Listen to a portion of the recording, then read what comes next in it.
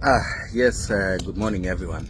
I've been looking at the desperation demonstrated by the people in Kenya Kwanza with their economic empowerment programs.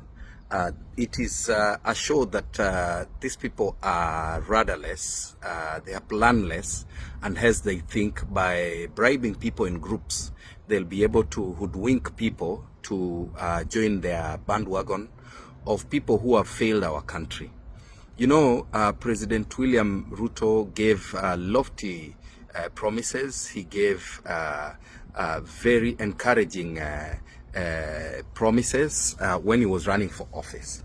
Now he has realized that he doesn't stand a chance at all.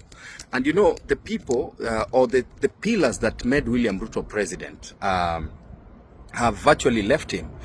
If we start number one with the church is one area that President William Ruto used to hoodwink Kenyans. That is such a God-fearing leader who wants to take over power and transform our country and lead it with the doctrines of the church. But you know what he has done, and does he still have the support of the church? Of course not. Number two was the big ethnic basis. Number one is the larger Mount Kenya community that has about 5.2 million votes in total. And then the Rift Valley that equally has a huge population of about 5.5 million votes.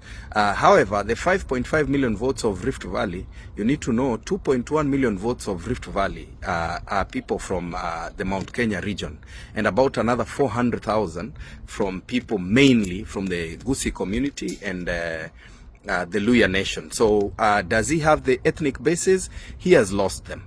That is why he's struggling to try and create divisions, especially in Mount Kenya, create divisions in Ukambani, create divisions in Gusii land, and of course, let me call it Nyanza, and even Western, to hope that he can split these regions like Moi did in 92 and 97. The other thing that really put William Ruto in power, the other pillar, was the international community. William Ruto had a lot of support from the international community.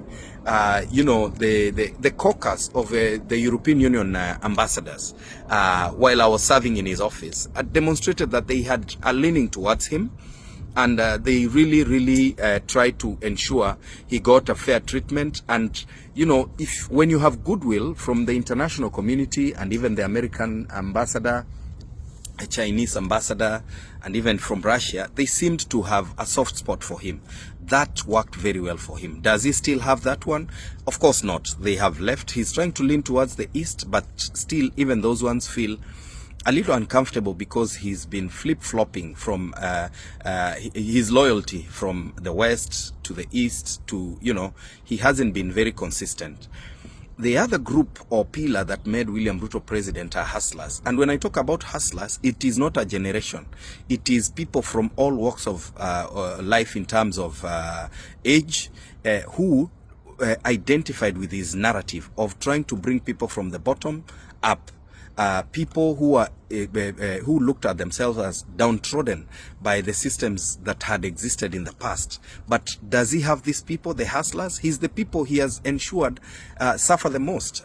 Look at the SHA that they keep saying that it is working. SHA only works for those who can reach out to members of parliament, or to those in the ministry, to the PSS, or those who are working with the social health authority. SHA is one of the greatest frustrations to hustlers. Number two, he spoke about the hustler fund and giving people funds to start business. Did that work? Yes, he unleashed some 5 billion shillings, or is it 10 billion shillings?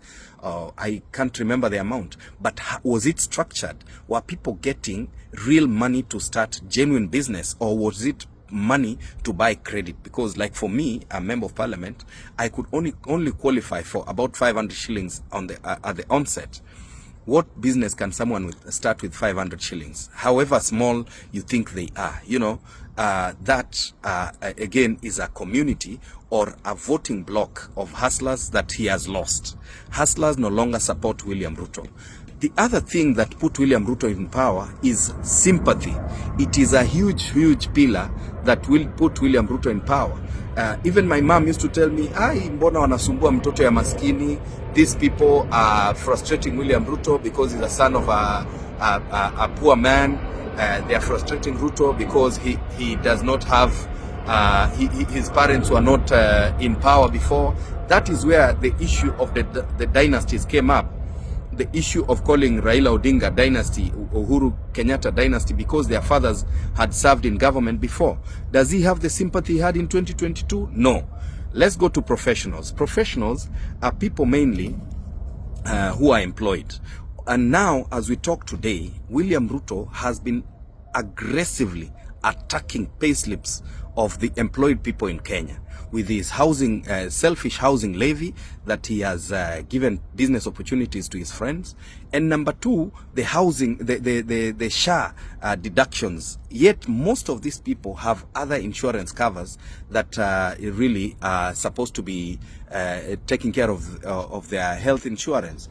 And I want to tell you that President William Ruto has lost these professionals, irrespective of their ethnicity, from even those from Rift Valley. The other thing President William Ruto has lost are his grassroots mobilizers. I was involved in building the cells that really created the hustler movement, and the people who actually built and made his movement a serious juggernaut. I can tell you a bulk of them were not rewarded, and while he was trying to reward them here and there, of course the courts dealt him a blow when they said no, there is nothing like chief administrative secretaries, and then we have a cap on the number of ambassadors he can appoint, cap on the number of PSAs he can appoint, and all these other things. So that is why he has decided to make a majority of them advisors that he does not listen to. But I can tell you, a majority of his very low grassroots mobilizers, he has lost them, and they are the ones who are showing a lot of interest in the opposition.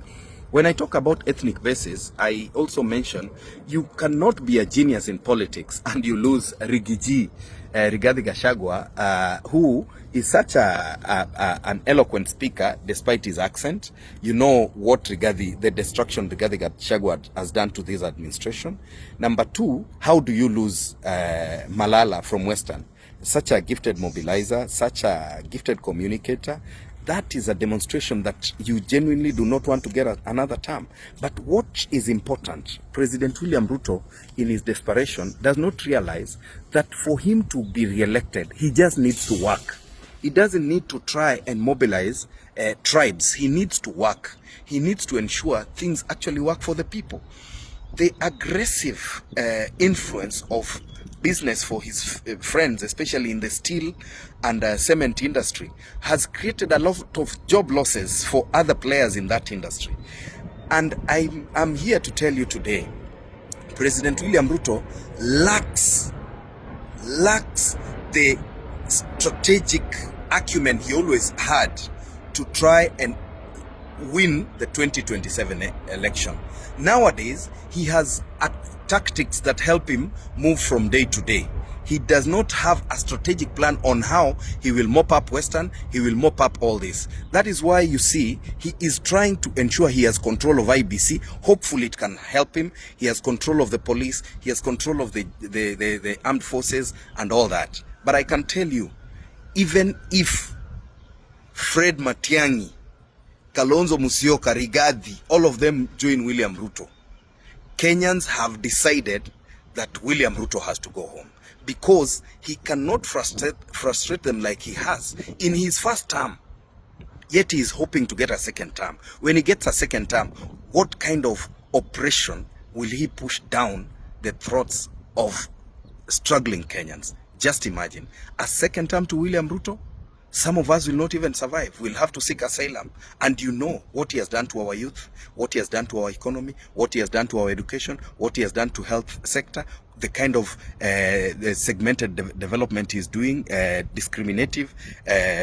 We experience that in Kisii. Some constituencies are given more opportunities than others, but that does not seem to give him what he thought would give him a second term.